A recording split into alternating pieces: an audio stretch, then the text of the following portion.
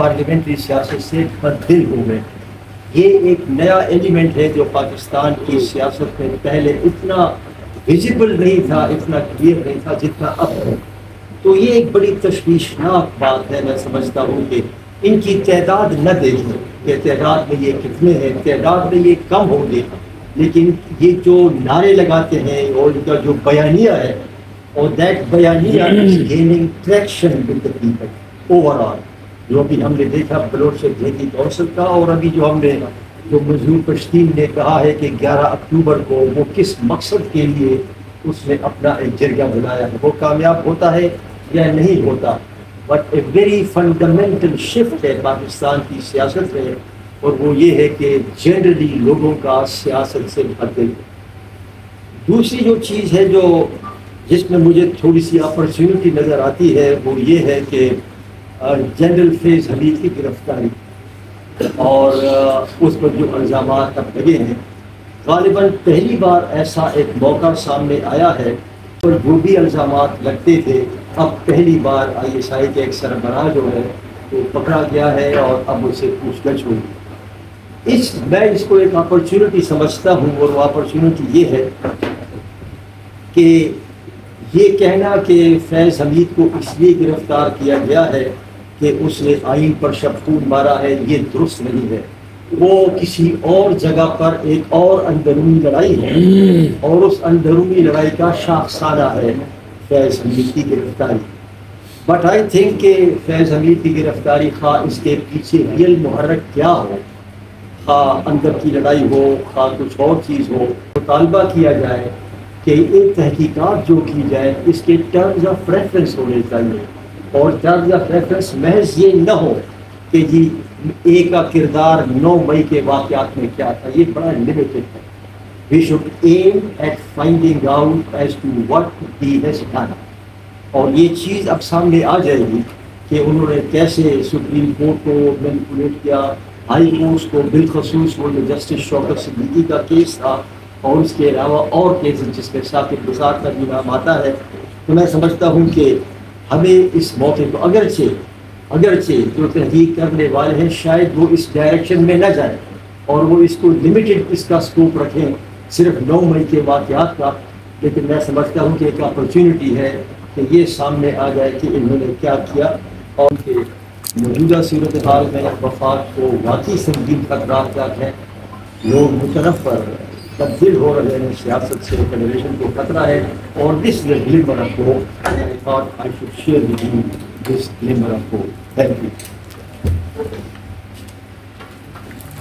بہت شکریہ فرحت اللہ بابر صاحب, آپ نے مختصر اور جامع گفتگو کی, اور مجھے یقین ہے کہ جب سوال و جواب کا آغاز ہوگا تو آپ نے جو باتیں کی ہیں اس پر مزید لوگوں کے سوالات ہوں گے اور اس پہ مزید بات ہوگی. اور یہ بات بڑی حد تک درست ہے کہ جو 2-3 باتیں انہوں نے کی میجر, ایک تو یہی کہ نوجوانوں کی بدزنی ہے پارلیمانی وفات سے مایوسی ہے, اور تیسری اہم ترین بات یہ ہے کہ جو جنرل فیض حمید کے خلاف ہو رہا ہے یہ بالکل اس کے 2 مقاصد شاید نظر آتے ہیں. ایک تو یہی کہ بار بار یہ بات دہرائی جا رہی ہے کہ فوج کے اندر اپنا احتساب کا نظام ہے, تو اس چیز جو ہم لوگ اکثر اعتراض کرتے ہیں نا کہ جی فوجیوں کا احتساب نہیں ہوتا, تو آپ دیکھ رہے ہیں کہ بار بار اخبارات میں یہ پورے ریکارڈ دیا جا رہا ہے کہ فلاں وقت میں جو ہے وہ فلاں بریگیڈیئر کے خلاف کارروائی ہوئی, فلاں لیفٹیننٹ جنرل کے خلاف کارروائی ہوئی.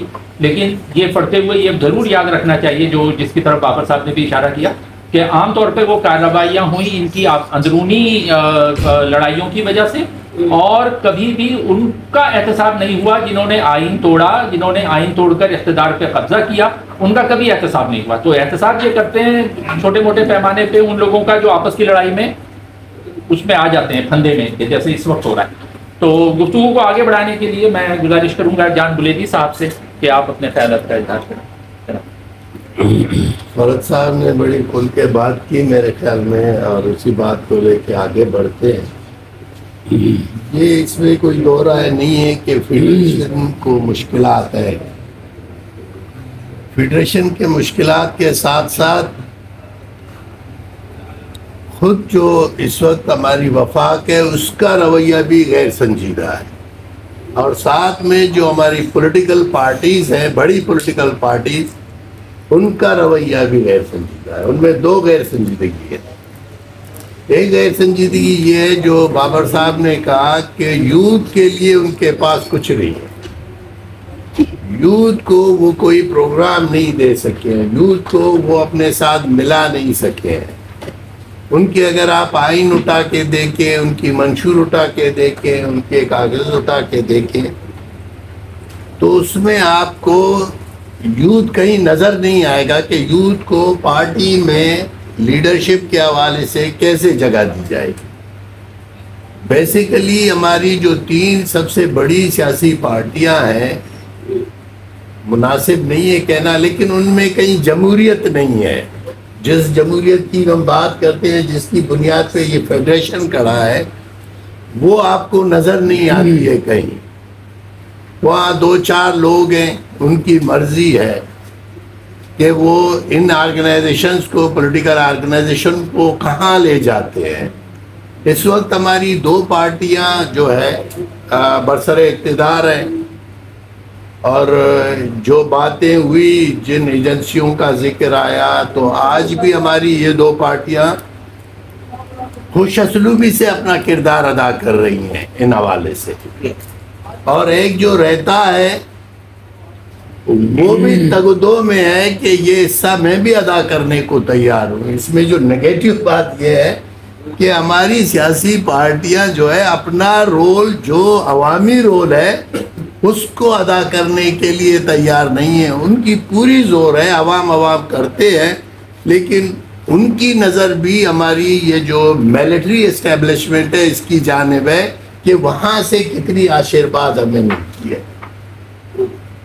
تو یہ وجوہات ہے جس کی، اور بات رہی دیکھیں اس میں میں دونوں چیزوں کو ذرا مختلف سمجھتا ہوں۔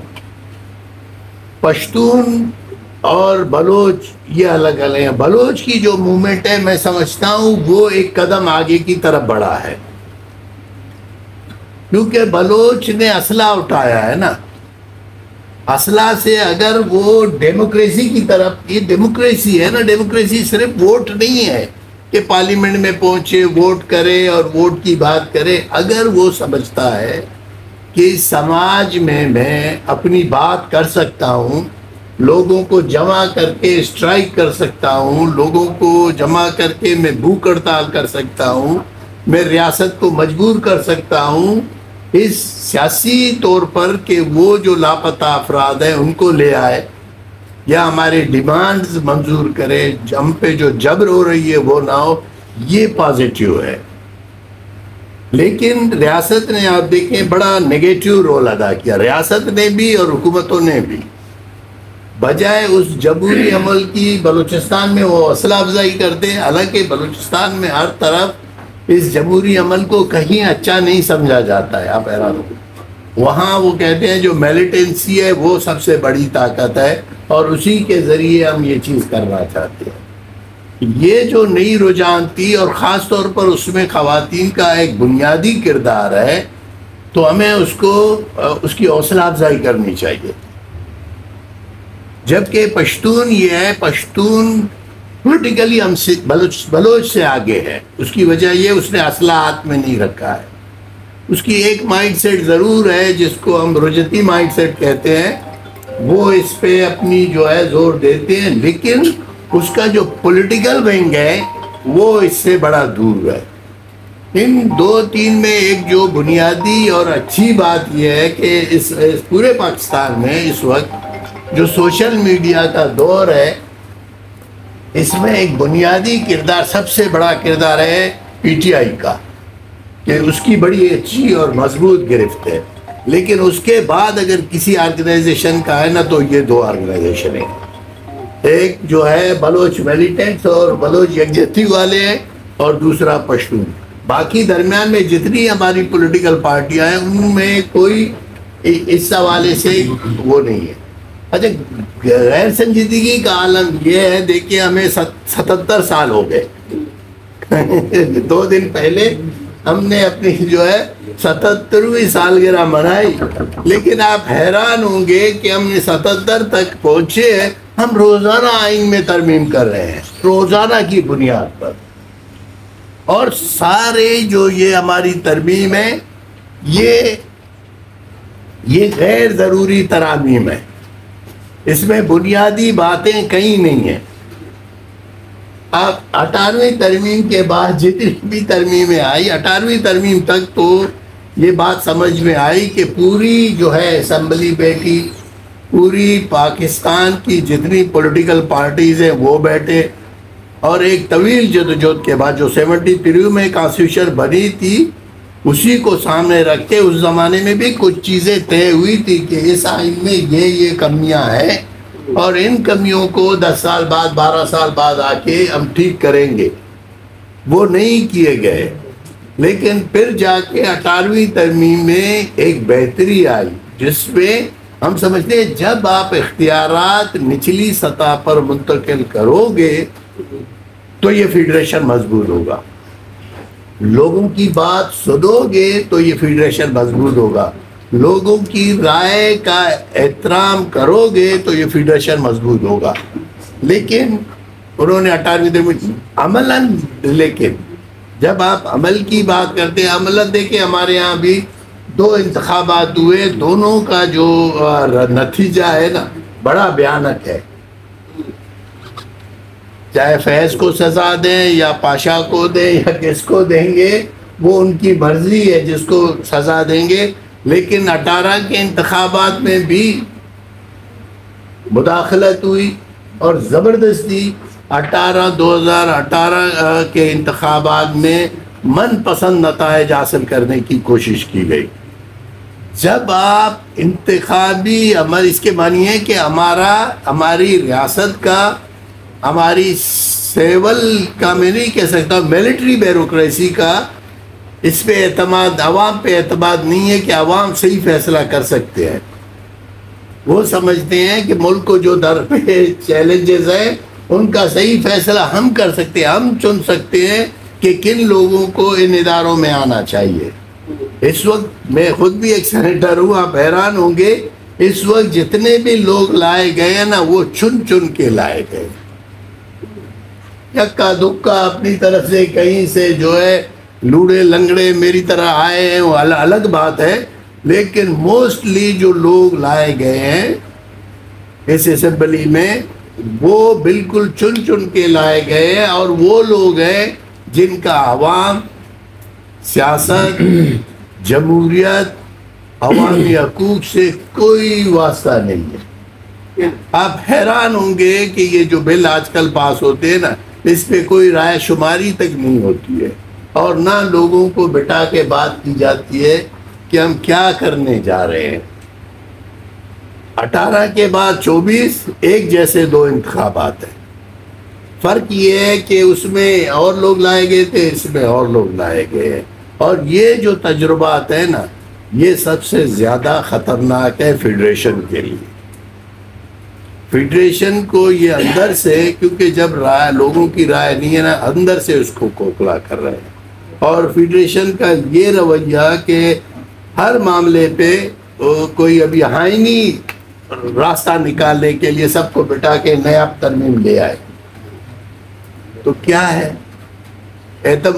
عدالتوں پہ ہمارا اعتماد ختم ہو جائے، نہیں، اداروں پہ بالکل اعتماد نہیں ہے، ایون قومی اسمبلی پر نہیں ہے، سینٹ پر نہیں ہے، سپریم کورٹ پر نہیں ہے، کسی ادارے پہ نہیں ہے۔ تو مجموعی طور پر یہ جو رویہ ہے نا یہ بڑا نیگیٹو ہے۔ کوئی اور بات کر سکتا ہے؟ میری یہ گزارشات ہے۔ جان صاحب میرا چھوٹا سا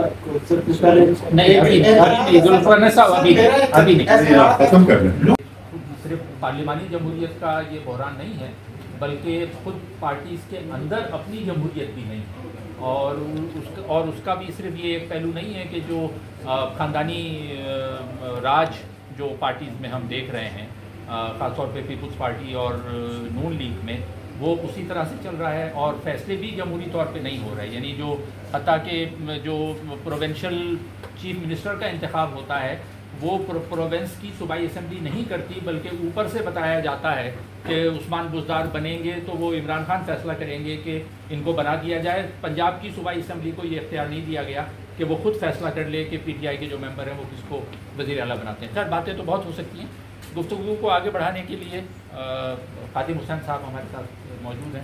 اب آپ یہاں آ جائیں. وہ آئین عملی طور پہ سیاست اور جمہوریت وہ ملٹری بیوروکریٹک اولیگارکی کے ہاتھ میں بہت پہلے سے تھی. اب بالکل واضح طور پہ وٹ نہیں ہے, بالکل کھوٹ سامنے نظر آ رہی ہے, وہ ہر بندے کو نظر آ رہی ہے.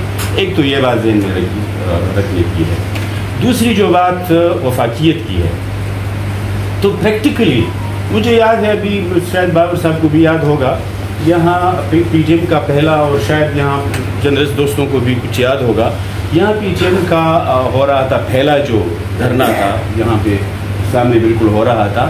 تو یہاں ہمارے لیڈر عثمان دیار ولی خان نے ایک بات کی, اور وہ بات مجھے بھولتی نہیں ہے. وہ بات اس طرح تھی کہ آپ ابھی ہم آئین کے دائرے میں اور پارلیمانی اصول کے دائرے میں آپ سے بات کر رہے ہیں, اور آپ سننے کے لیے تیار نہیں ہیں. ایک وقت آئے گا کہ پارلیمانی بات نہیں ہوگی. پھر ایک وقت آئے گا کہ لوگ پارلیمان سسٹم سے وہ مکمل طور پہ مایوس ہو جائیں گے. ان کی بات میں, ان کے لہجے میں ایک اور طرح کی تلخی ہوگی. وہ تلخی ابھی آپ کو پختونخوا اور بلوچستان میں بالکل واضح طور پہ نظر آ رہی ہے. اب اگر اس کو چاہے آپ رجت پسندی کا نام دے دیں, جو بظاہر بہت ڈیروگیٹری ہے, وہ جو کسی نے کہا کہ ڈیروگیٹری, جو بظاہر بہت ڈیروگیٹری ہے, چاہے آپ اس کو ملیٹنسی کا نام دے دیں, جو بھی آپ نام دینا چاہتے ہیں, پریکٹیکلی اور عملی طور پہ پشتونخوا اور بلوچستان, اور اس میں صرف یہ جو یوتھ کی بات ہے, مجھے ابھی تک سمجھ نہیں آئی, بہت عرصے سے سن رہا ہوں, ابھی تک مجھے سمجھ کہ یوتھ ہے کیا. مطلب it's youth is kind of a project that is initiated like the PTI was initiated, like some others were initiated, اور پھر یہ یوتھ کی کہانی سامنے آ گئی, اور درمیان میں سوشل میڈیا آ گیا. یہ سوشل میڈیا لانے والے کون تھا؟ وہ ذرا اس پہ انویسٹمنٹ کس نے کی؟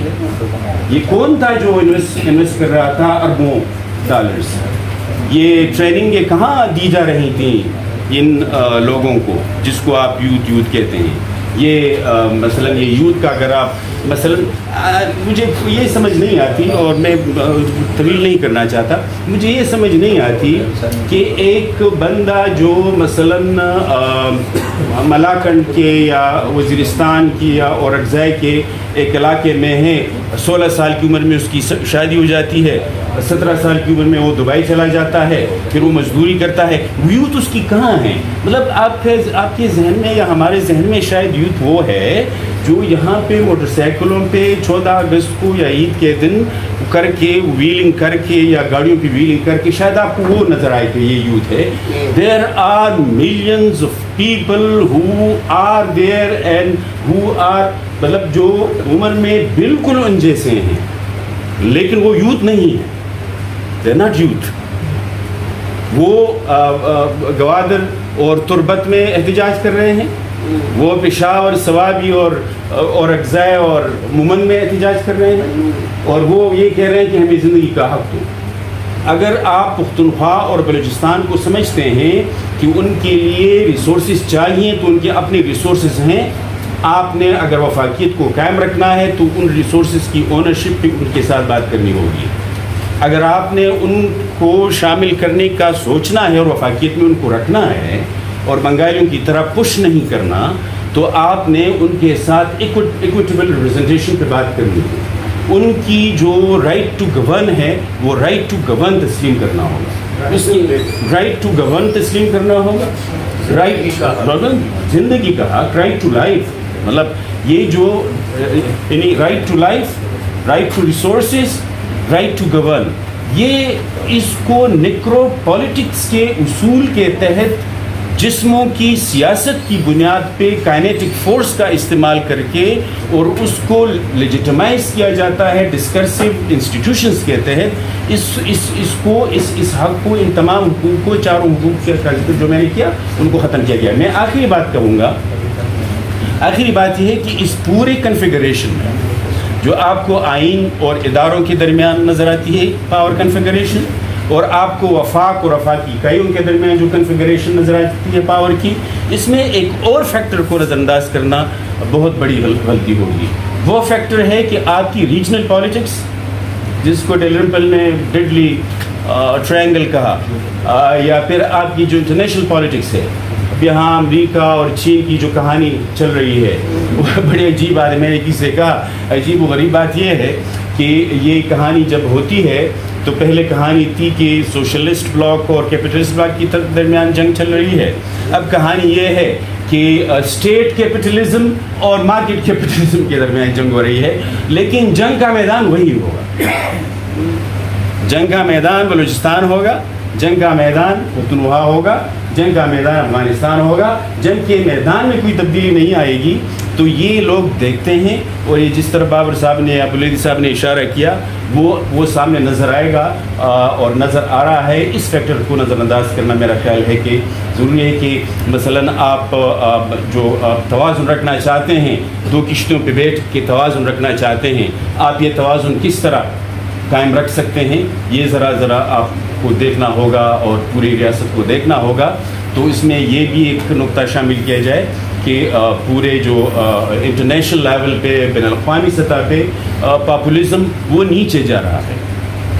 پاپولزم فرانس میں ان کو شکست ہو گئی، انڈیا میں ان کی نمائندگی بہت کم ہو گئی، ان کو اردگان کو ترکی میں بہت بڑے مسئلے درپیش ہیں.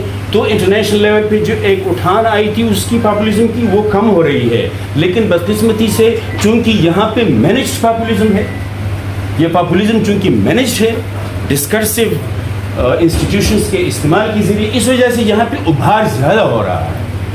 تو اس کو ذرا دیکھنے کی ضرورت ہے. بہت بہت شکریہ.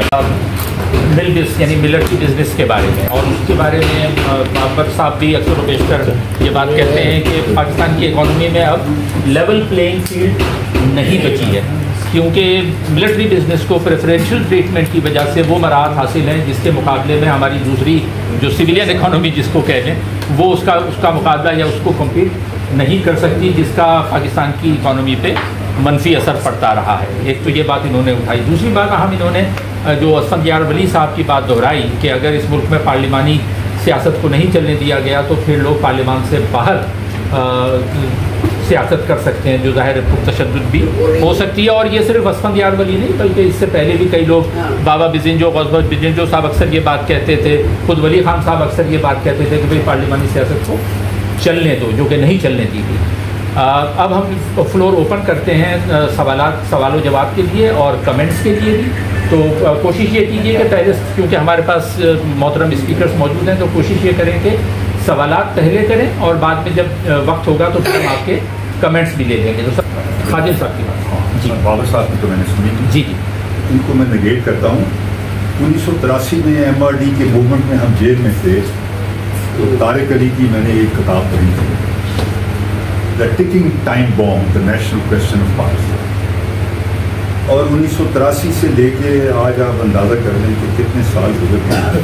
40 سال. وفاق بھی قائم ہے اور کوئی ٹوٹا بھی نہیں ہے، نہ پاکستان ٹوٹنے کا کوئی خطرہ ہے. تو یہ آپ کی جو باتیں ہیں یہ سب پرانی ہو گئی ہیں. آپ کو نا نئی باتیں آپ سوچنی چاہیے. دیکھیں، آپ جھوٹ شوٹ کی بات کر رہے ہیں. مجھے تو ایک دفعہ اتفاق ہوا ہے اسمبلی میں جانے کا بھی، کسی کام میں تو نارمل نہیں جاتا.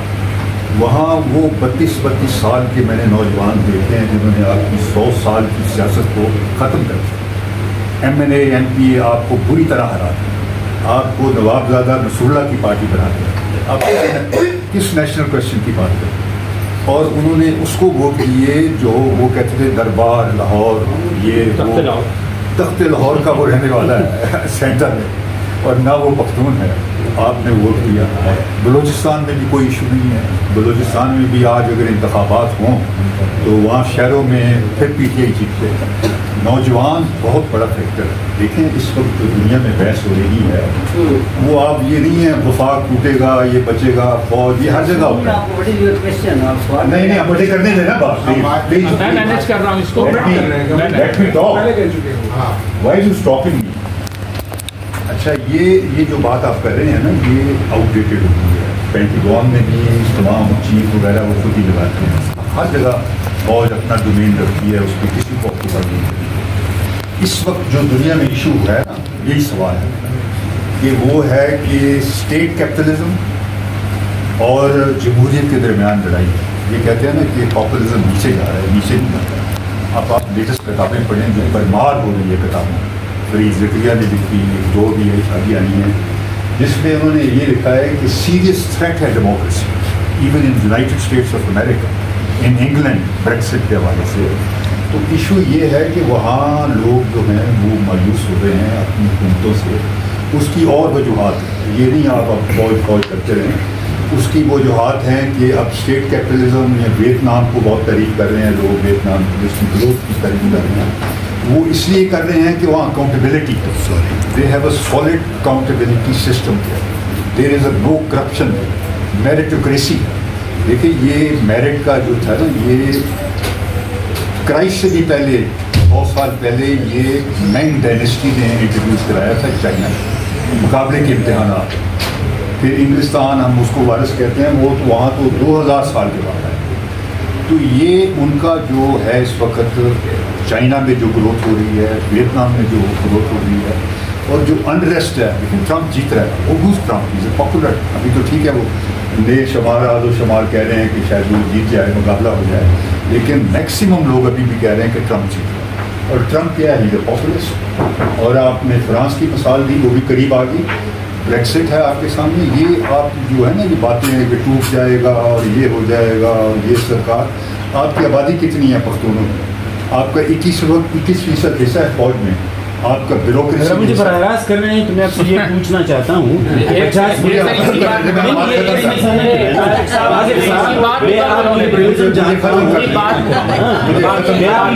جانتا ہوں کہ وہ کتنی پرانی ہے،